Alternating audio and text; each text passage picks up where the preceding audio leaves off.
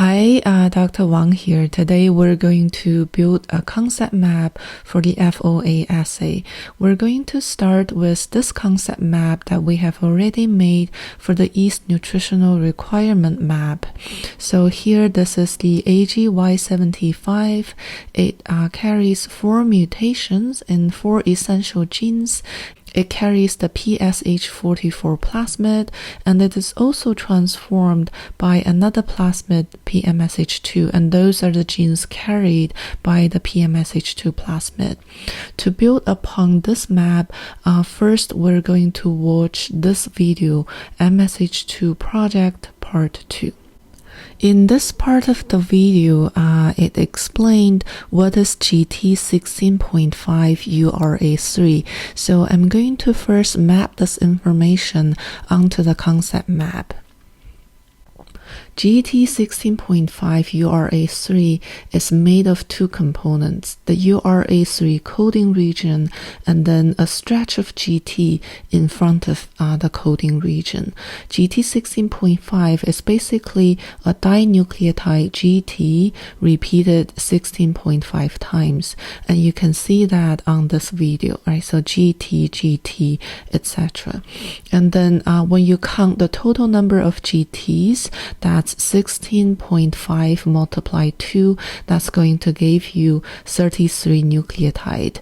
And this is basically 11 codon. It's a multiple of 3. So here 11 codon codes for 11 amino acids. So that's valine followed by a cysteine and etc. So there are 11 amino acid.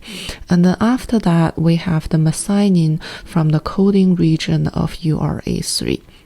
So this is a continuous open reading frame.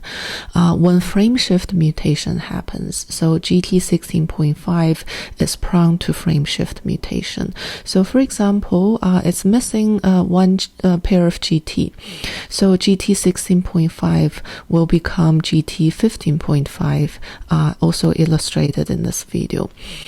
Here, 15.5 of GT is basically 31 nucleotide. Instead of 33 nucleotide, it becomes 31 nucleotide. And that's no longer a multiple of 3. So that's a frame shift mutation. And we can see the consequence of the frame shift mutation on this slide. Instead of ATG being translated to methionine, this ATG is split in half and then translated to a D. So this is a frame shift mutation, and it's going to damage the URA3 gene and making it no longer functional.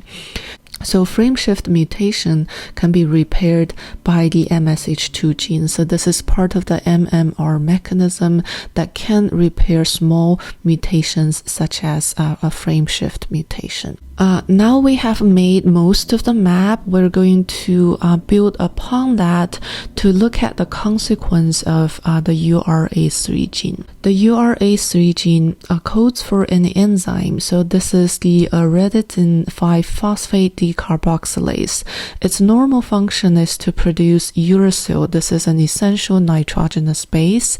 It's also capable of converting a chemical called FOA to a toxin, and then that's going to kill the yeast.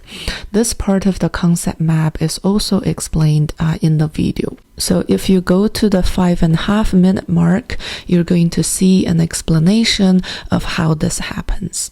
So here is the complete CMap for the FOA assay.